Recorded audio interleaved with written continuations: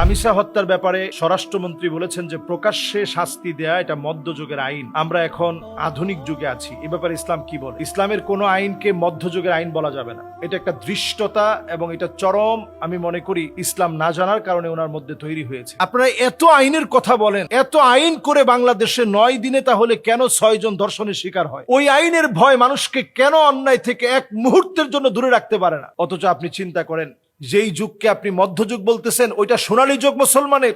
ওই সোনালী যুগের বিচার ব্যবস্থা এমন ছিল, একটা মানুষ অন্যায় যাওয়ার আগে নিজের হাত আগুনের মধ্যে পুরাতো, যে প্রয়োজনে দুনিয়ার আগুনের মধ্যে পুর, আল্লাহর আখিরাতের আযাব থেকে বাঁচার জন্য মরিয়া হয়ে মানুষ চেষ্টা করত। একটা আইন মানুষকে কতদূর এগিয়ে দিতে পারে, গুনাহ থেকে কতটা বাঁচাতে পারে, কতটা আল্লাহ ভীরু বানাতে পারে, কতটা মুত্তাকি বানাতে পারে, কতটা পরহেজগার বানাতে পারে। আপনি চিন্তা করেন কেন আজকে আমাদের দেশে এত ধর্ষণ বেড়ে গেছে, কেন বাংলাদেশের আইন শৃঙ্খলা মুখ থুবড়ে পড়ছে? এর কারণ হচ্ছে সব আছে, আইনের আসলে বিচার নাই। আইন তার নির্দিষ্ট গতিতে চলে। একটা বিচার হতে হতে 5 বছর, এরপরে 5 বছর পরে দেখা যায় যে আরে এ তো অমুক দলের লোক, তার বিচার করে কেমনে? রসুখার মতো ব্যক্তি দিনের পর দিন মানুষ মারলো, 101টা হত্যা করবে সে সিদ্ধান্ত নিয়েছে, এখনো তার মৃত্যুদণ্ড দিতে পারেন না, বছরের পর বছর চলে গেছে। আপনারা করেন কি? কোন আইনের কথা আপনারা বলেন?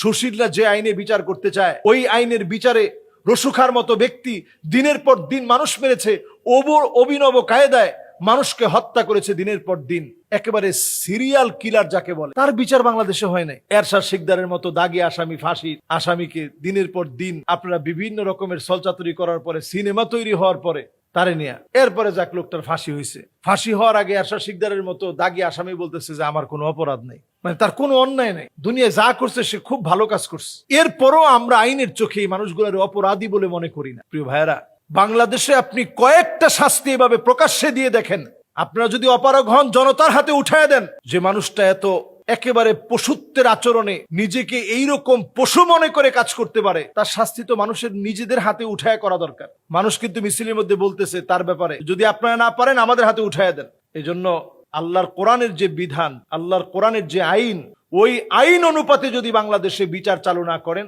আসলে শান্তি আসবে না। এই জেনা, ব্যভিচার, ধর্ষণ, ছিনতাই, রাহাজানি, মারামারি, কাটাকাটি, চাঁদাবাজি, ছিনতাই, এগুলো সব বাড়তেছে, বাড়বে। সুতরাং এই যুগে আপনারা সেই কোরআন সুন্নাহর বিচারকেই ফলো করা লাগবে। এছাড়া আসলে সমান সমান হয় না তো।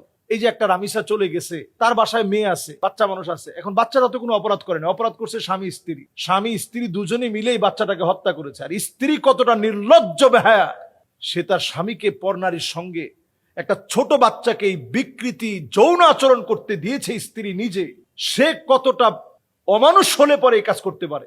আপনি চিন্তা করেন একটা নারী হয়ে সে কেমনি কাজটা করছে। সুতরাং তাদের বিচার প্রকাশ্যে জনসম্মুখে করার ব্যবস্থা করে। আল্লাহ আমাদেরকে বোঝার তৌফিক দান করুক। আসসালামু আলাইকুম ওয়া রাহমাতুল্লাহি ওয়া বারাকাতুহু।